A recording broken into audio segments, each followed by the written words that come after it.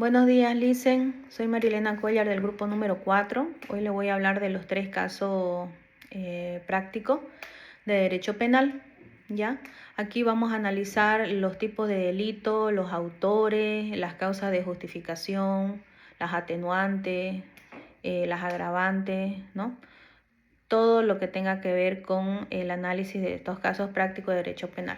Bien, vamos por el caso 1. Tenemos el caso del operador del tren que por no observar bien de que las vías del tren estaban ocupadas, hizo ingresar a uno y al momento de que se dio cuenta tuvo que desviar. Murieron murieron 2 personas de las 5 que habían ahí, las trabajadoras, pero él lo hizo en un estado de necesidad, de presión, para evitar de que ese tren sí o sí choque contra otras personas que estaban en la vía. Entonces, a ver, analicemos. El tipo de delito es impropio, porque en el artículo 260 dice el homicidio culposo, el que causare, ¿no? Después dice el sujeto activo viene a ser el operador del tren, el sujeto pasivo, las 2 personas que han fallecido, el bien jurídico protegido es la vida humana, ¿no? Contemplada en el artículo 15 de la Constitución Política. El elemento subjetivo es la culpa, porque él al principio tuvo la negligencia, tuvo un error, pero también él tuvo el conocimiento de que ahí habían personas en esa vía donde desvió, ¿ya?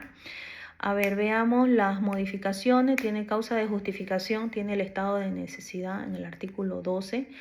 Ese estado de necesidad fue que él prefirió garantizar la vida de más personas a solamente las 5 que estaban ahí en la otra vía, que él vio que estaban, pero en ese rato no le pudo avisar, ¿ya?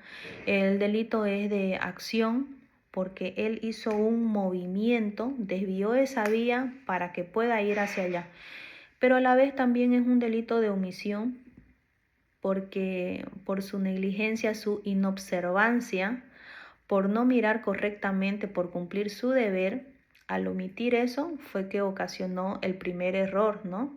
Que dejó ingresar al tren. Bien, veamos a la atenuante, fue la necesidad de salvar vida, y la agravante fue de la inobservancia de deberes, que está en el artículo 260 en la segunda parte. Bien, analicemos el caso 2, que es el caso de los bomberos. Aquí tenemos el artículo 260, el homicidio culposo. En este caso hay 3 bomberos, uno que es el comandante, los 2 que son los operarios. Hay 3 personas atrapadas en el 9º piso del edificio que está ardiendo en llamas. Ya hay mucho riesgo, es casi imposible el rescate, pero aún así el comandante los obliga bajo amenazas y juicio de responsabilidades penales a los 2 bomberos, y los obliga a que vayan y salven a esas 3 personas. Entonces Juan, que es uno de los bomberos, él no obedece y prefiere evitar morir, y el otro bombero, Eduardo, obedece al comandante y bueno, pues no, muere él más las otras 3 personas que estaban atrapadas ahí. Ahí analizando tenemos, para analizar a dos autores, tenemos con respecto al comandante Mario, el sujeto activo viene a ser el comandante, el pasivo es Eduardo más las 3 otras personas, el bien jurídico protegido la vida, y el elemento subjetivo es la culpa, porque el comandante, conociendo todo el riesgo, aún así los obligó, ¿no? Causa de justificación no tiene, porque él conocía todos los riesgos, pero sí tiene agravante, que es el abuso de autoridad, la inobservancia de deberes y la posición de garante, porque él tiene que garantizar la vida de sus subordinados y de las personas que está protegiendo. Ahora analicemos a Juan. Su delito también es impropio, el sujeto activo es Juan. El sujeto pasivo son solo las 3 personas, porque él no lo mandó a Eduardo. Eduardo fue porque lo mandó el comandante. El bien jurídico protegido es la vida.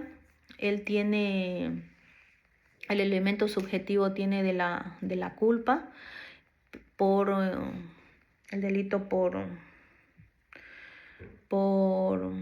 porque no obedeció de rescatar a las otras personas, y su función, su deber como bombero es rescatar.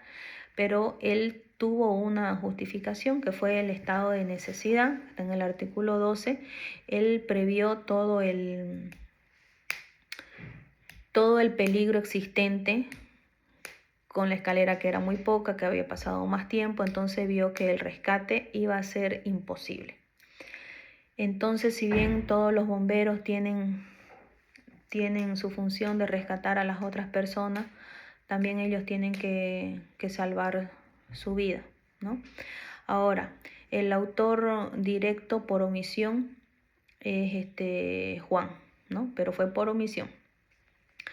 Ahora, como un tercer caso, tenemos el atentado contra el presidente y los otros dignatarios del Estado.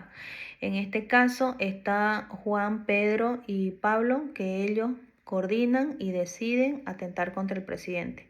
Este delito está en el artículo 128, atentados contra el presidente del Estado y otros dignatarios. El tipo de delito es impropio.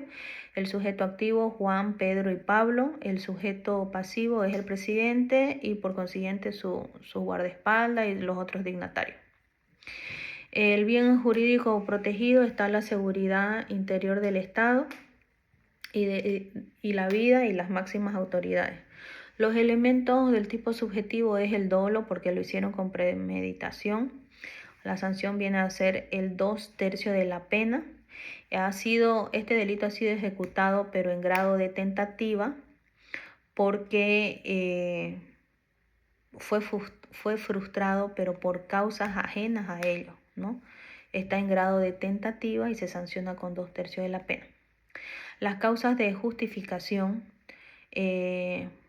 para Juan, para Pedro y para Pablo no existe causa de justificación porque ellos lo hicieron planificado, ¿no?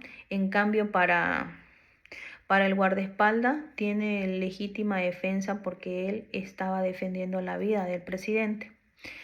Entonces eso está en el artículo 11. Ahora, esto viene a ser una agravante a los autores porque tienen el uso de armas de fuego cuando han atentado contra el presidente. El delito es por acción, porque todos esos acciones dieron como consecuencia, ¿no? Son actos positivos. Y eso es, Licen, el análisis que hicimos de los 3 casos. Entonces aquí vemos que el derecho penal analiza todos los autores y los delitos de forma individual, y también tiene que ver las causas, el contexto en que sucedió la situación. Ya, muchas gracias.